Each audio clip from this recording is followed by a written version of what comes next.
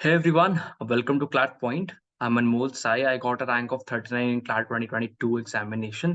So आज को जो अपन का टॉपिक है is how to tackle critical reasoning section in CLAT and other law entrances. So मैं कोई भी एस्पिरेंट से पूछता हूँ कि यार सबसे डिफिकल्ट सेक्शन कौन सा है, ठीक है? सो 4-5 महीनों में मैंने बहुत सारे बच्चों से बात की है एंड उन्होंने बताया कि यार क्रिटिकल रीजनिंग बहुत डिफिकल्ट है, पता नहीं क्या ही हो जाता है एग्जाम में।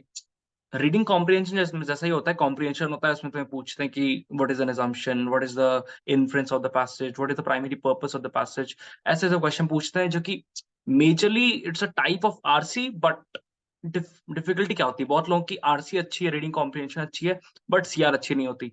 तो ये चीज कैसे होता है, ठीक है? तो आई होप कि आप लोगों ने क्रिटिकल रीजनिंग कुछ तो पता ही होगा। I assume that because this the time you should have been through many mocks and पता ही होगा क्या होता है सीआर, फॉर्मेट क्या होता है, राइट? एंड देखते हैं यार कि सीआर क्यों वीकेस्ट सेक्शन है। मैथ्स से बहुत लोगों को डर लगता है, बट सीआर उससे भी ज्यादा डर लगता है। लेट्स सी क्यों होता है, ठीक है? Let's get started. Before getting started, just एक चीज मुझे बोलना है कि you can join in the CLAT UG 2023 crash course Vijeta batch, ठीक है? एट द रेट ऑफ 11,999, ठीक है? There's also crash course for CLAT UG 2023 at the rate of 9999. So you can go through that also. And CLAT UG 2023 mock test at the rate of 2499. So all the links are in the description. So if you're interested, then definitely you can check it out. So let's get started. So importance of CR theory, ठीक है? बहुत लोग coaching जाते होंगे, ठीक है? कुछ लोग फ्लैट पॉइंट में होंगे, कुछ लोग बहुत बाकी कोचिंग्स में होंगे, ठीक है? तो फर्स्ट क्लासेस में आपको क्या सिखाया जाता है कि assumption क्या होता है, आर्गुमेंट क्या होता है, ठीक है? कंक्लूजन क्या होता है, what are the indicators for the conclusion, right? So सबके आई होप कि आपने नोट्स तो बनाए होंगे, ठीक है? There is a huge importance for note making, क्योंकि पॉइंट ये कि शायद आपने ये जो थ्योरी है सीआर की, आपने शायद अगस्त, सितंबर, अक्टूबर के टाइम में पढ़ा होगा, ठीक है? एंड आपकी एग्जाम है दिसंबर 18 को, ठीक है? तो गैप है, राइट? तो पॉइंट ये है कि अगर आपने अगस्त में पढ़ा होगा, तो अभी मोस्ट प्रोबेबली या मैक्सिमम टाइम आप भूल ही चुके होंगे बहुत चीजें कि एग्जामिनेशन एक्चुअली क्या होता है, एप्लीकेशन कैसा होता है उसका, ठीक है? तो मोस्टली भूल गए होंगे, ठीक है? तो अब फिर से तो जाके क्लास तो नहीं करोगे, right? That is a waste of time. तो वही पॉइंट है कि आप यार थ्योरी को रिवाइज करना इज वेरी वेरी इंपॉर्टेंट, ताकि आप टेक्निकलिटीज को समझो, ठीक है? assumption का एग्जैक्ट मतलब क्या होता है, हाउ इट इज अप्लाइड, ठीक है? थ्रू द, अगर हम ऐसा भी कर सकते हो कि जो सर्कल मार्क क्वेश्चंस है जो आपने बनाए हो, उसे फिर से आप उसको नोट्स में अटैच कर लेना अगर नहीं किए हो तो, ठीक है? ताकि आप लास्ट स्ट्रेच पे आप उसे रिवाइज कर पाओ, ठीक है? क्योंकि वो बहुत इंपॉर्टेंट है, ठीक है? क्योंकि before every mock you should revise the CR theory, ताकि आपको एग्जैक्टली पता हो कि क्या क्या चीजें आपको ध्यान रखनी है, क्या क्या चीजें आपको गलतियां नहीं करनी, ठीक है? तो CR theory is very very important, क्योंकि CR is bit technical then RC. तो वही चीज है कि आपको ध्यान रखना है उस चीज का, ठीक है? आरसी और सीआर में डिफरेंस क्या है, ठीक है? मेजर गलती जो अपन करते हैं, वो सोचते हैं कि यार आरसी और सीआर मोटा मोटी तो एक ही चीज है, ठीक है? दोनों में ही पैसेजेस पूछते हैं एंड दोनों में ही strengthen, weaken, title, profession, inference, conclusion, central idea, सब कुछ सेम ही पूछते हैं, ठीक है? तो डिफरेंस क्या है? सेम ही चीज है, ठीक है? दिक्कत यहीं पे है, ठीक है? आरसी में नंबर तो आ जाता है, बट सीआर में नहीं आता। क्यों? क्योंकि पॉइंट समझो, RC is not as technical as CR, जब अपन ने पिछले साइट में भी बात किया इस पे, ठीक है? सीआर में आपको ध्यान रखना है कि एग्जैक्टली हर एक ऑप्शन क्या क्या बोलता है एंड क्यों एक ऑप्शन बेटर है। You always need to compare. RC में बहुत ज्यादा कंपैरिजन नहीं होती, मोटा मोटी स्ट्रेट फॉरवर्ड आंसर्स ही होते हैं, ठीक है? इन्फ्रेंसेस भी स्ट्रेट फॉरवर्ड होते हैं, बट हाँ, सीआर में उतने स्ट्रेट फॉरवर्ड नहीं होते, ठीक है? You need to be 100% sure before marking any answer, ठीक है? तो exactly and CR is way more technical. I will more and more emphasize on this fact because CR देखो सिंपल सा चीज ये है कि assumption है, ठीक है। assumption में एक टेक्निक होती है, assumption negation टेक्निक, ठीक है, assumption negation टेक्निक। तो आप उसे यूज करके बनाते हो, ठीक है। तो पॉइंट ये कि आरसी में से कोई टेक्निक्स नहीं होता है, ठीक है। आरसी में आप कोई इंडिकेटर्स का सहायता नहीं लेते हो, क्योंकि सीआर में आर्ग्यूमेंट्स आर देयर, ठीक है। पैराग्राफ्स बने होते हैं, आर्ग्यूमेंट्स होते हैं, कंक्लूजन होते हैं, काउंटर प्रीमाइस होते हैं, बहुत चीजें होती हैं। तो वो सारी चीजें को समझने के लिए आपको सीआर की थ्योरी एंड सीआर में एंड आरसी में डिफरेंसेस समझने होंगे, ठीक है। तो इसीलिए जब भी आरसी बनाओ या आप आरसी बनाते हो, सीआर बनाते हो, तो डिफरेंसेस को साइड में रखो, ठीक है। कि आरसी से बनाते हो उसको आरसी की तरह बनाओ एंड सीआर को सीआर की तरह बनाओ, ठीक है। सीआर इज डिफरेंट, ठीक है। जबकि आई आई एग्री कि क्लैट में लास्ट दो सालों में वो जो लाइन है सीआर एंड आरसी के बीच में वो बहुत ज्यादा थिन हो चुका है, बहुत ज्यादा ब्लर्ड हो चुका है। But still there is a difference, difference होता है। तो आप उसे रेस्पेक्ट करिए एंड आगे बढ़िए, ठीक है। तो सीआर को जो टेक्निकलिटीज है छोटी छोटी, उसको काम करिए आप। तो आई विल डेफिनेटली से कि यार हो जाएगा, ठीक है। हाँ, चलो, सीआर थ्योरी पता है, मुझे पता है कि भाई कंक्लूजन क्या होता है, मुझे पता है कि पैराडॉक्स क्या होता है, सब कुछ पता है, चलो ठीक है। बट अगर पैसेज ही नहीं समझ आया तो क्या करूं? पैसेज ही नहीं समझ आया तो करूं क्या? वही चीज दिक्कत होती है ना यार। एक चीज समझो, अगर पैसेज नहीं समझ आता, ठीक है, तो आई वुड डेफिनेटली सजेस्ट कि पहले थोड़ा सा लॉन्ग टर्म प्लान ये है कि आप और सारे आर्टिकल्स पढ़ो, अपना जो सोर्सेज है, अपना जो जॉनरा है जिसमें आप कंफर्टेबल हो, वो बढ़ाओ, ठीक है। ताकि आप बहुत सारे पैसेज को समझ सको, ठीक है। जो कंटेक्चुअली जो बातें कही होती है आप उसे समझ सको, ठीक है। दूसरी चीज जो शॉर्ट टर्म है, अगर मॉक में अचानक से या तो क्लैट में अचानक से आ गया कोई भी रैंडम सा पैसेज जो आपको नहीं आता, X Y Z, different people have different levels of comfortability, right. So अगर आपके पास एक अनकंफर्टेबल पैसेज आ गया तो आप उसे कैसे टैकल करोगे, राइट। तो एक चीज समझो कि मान लो 3 पैराग्राफ है, ठीक है। ओवरऑल आप उसको पढ़ो, ठीक है, ओवरऑल पढ़ो उसे, ठीक है। एंड थोड़ा सा टाइम देके पढ़ो। अगर नॉर्मली 5 मिनट देने चाहिए, 4 से 5 मिनट हर पैसेज को, बट अगर इसको 6-7 मिनट दे सकते हो तो दे दो। क्यों? क्योंकि हर पैसेज 6 पैसेज आते हैं सीआर में, राइट। तो हर पैसेज आपका डिफिकल्ट नहीं होगा। हर पैसेज डिफिकल्ट लग रहा है तो आप में बहुत ज्यादा दिक्कत है, तो आपको और काम करना पड़ेगा। बट अगर 6 में से 1 या 2 पैसेज मैक्सिमम आपको अगर दिक्कत हो रही है, तो आपको जिसमें आप कंफर्टेबल हो उसमें 1 मिनट चुराना होगा, ठीक है। That is the whole strategy. आपको 1-1 मिनट वहां से चुराना होगा, सेकंड्स चुराने होंगे, ताकि आप यहाँ पे 1-2 मिनट एक्स्ट्रा दे पाओ, ठीक है। 1-2 मिनट एक्स्ट्रा देके क्या होगा, आपको एक बार नहीं पढ़ना, दो दो दो बार पढ़ना पैसेज को। 2 बार पढ़ के आप देखो, आई कैन गारंटी यू कि 2 बार पढ़ के आप मेन आइडिया पकड़ लेते हो हमेशा।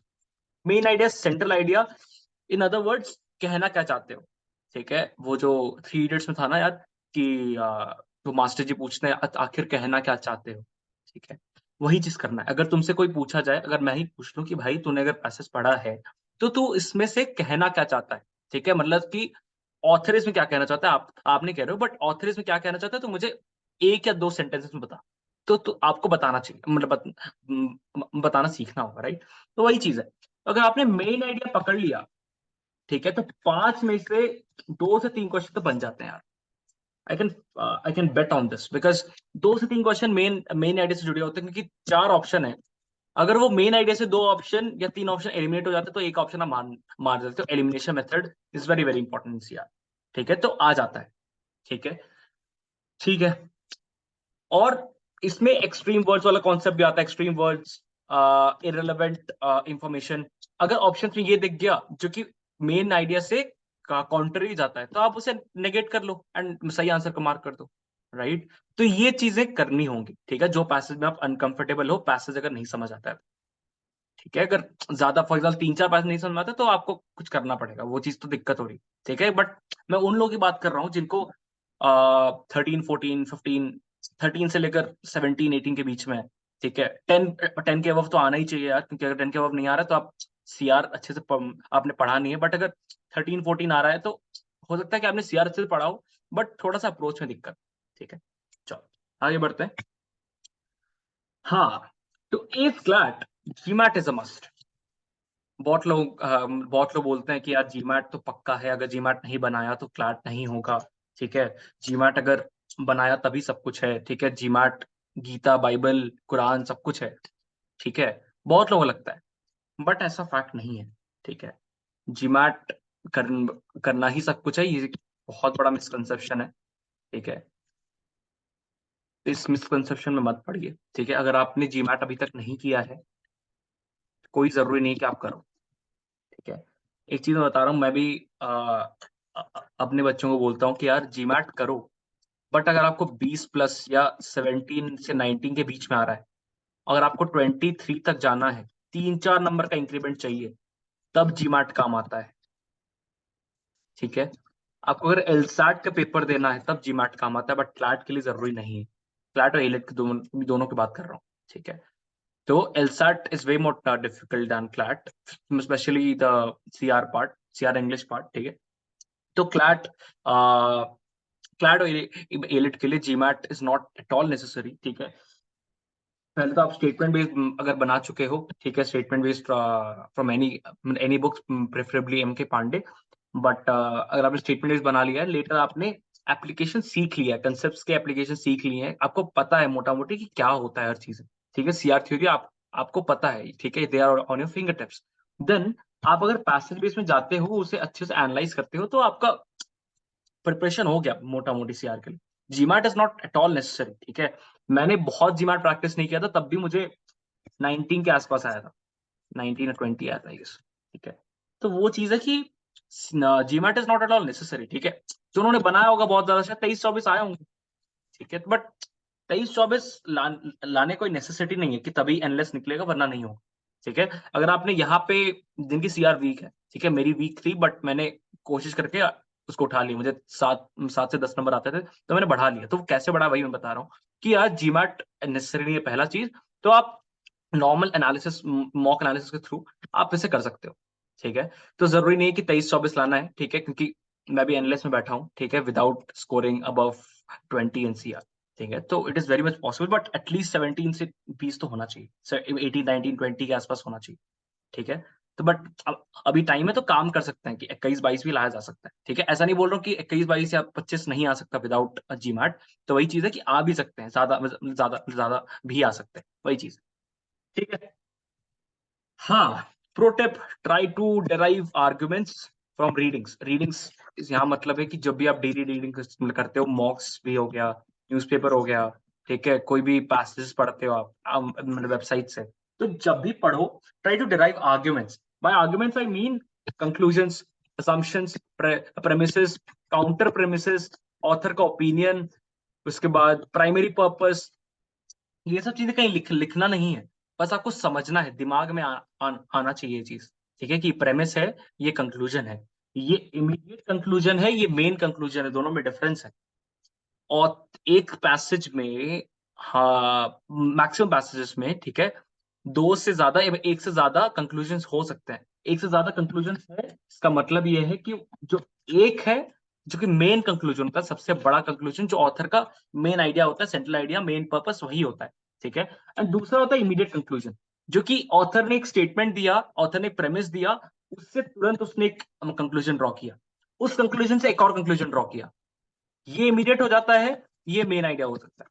तो हो सकता है 3 इमीडिएट कंक्लूजन से एक चौथा मेन कंक्लूजन निकला, जो कि समराइज करता है तीनों कंक्लूजन से, तो डिफरेंस है। ठीक है, अपन बहुत बार कंक्लूजन पूछता है, तो मेन कंक्लूजन जनरली होता है, तो इमीडिएट कंक्लूजन चूज करके आ जाता है, वो गलत होता है। ठीक है, तो ये चीजें, डिफरेंसेस आपको प्रैक्टिकली समझना होगा न्यूज़पेपर्स के थ्रू। जब आप कुछ भी पढ़ो, तब आप हमेशा टाइमर लगे पढ़ो, पहला चीज, एंड दूसरा, आप डराइविंग करो कि यार आर्ग्यूमेंट्स कैसे बना है, ऑथर का ओपिनियन क्या है, तो ये चीजें समझनी होंगी। ठीक है, तो I guess I am done. ठीक है, so there few tips and mistakes that I made. ठीक है, तो इसमें गलतियां नहीं करनी है। ठीक है, सीखो इससे। ठीक है, CR पे काम करना होगा। ठीक है, एंड अगेन एक चीज, टाइमिंग देना जरूरी है। ठीक है, if CR is the weakest of weaker section, तो 8 घंटे में से यार, कम, अगर 8 घंटे पढ़ते हो, तो जितना ही पढ़ते हो आप, कम से कम 40 to 50% टाइम आपको उसमें देना चाहिए। ठीक है, तभी वो इंक्रीज होगा। ठीक है, एंड अभी भी टाइम है, 40 डेज अभी भी है। तो आप 35-40 डेज एग्जैक्टली मुझे नहीं पता, तो अभी भी टाइम है कि आप काम कर सकते हो। अगर लास्ट 10 दिन होता तो मैं ये स्टेटमेंट नहीं बोलता। तो सीआर अभी भी इंक्रीज हो सकती है, जिनकी अभी 13-14 आती है, तो you can definitely go till 22, 23, 24, 26 also. तो वही चीज है कि आप इंक्रीज हो सकता है, जस्ट काम करो, बिलीव करो अपने आप पे, ठीक है, have a right mindset and फोड़ के आओ, ठीक है। Thank you guys, all the best, I sign off from your, ठीक है, चलो take care guys, bye bye.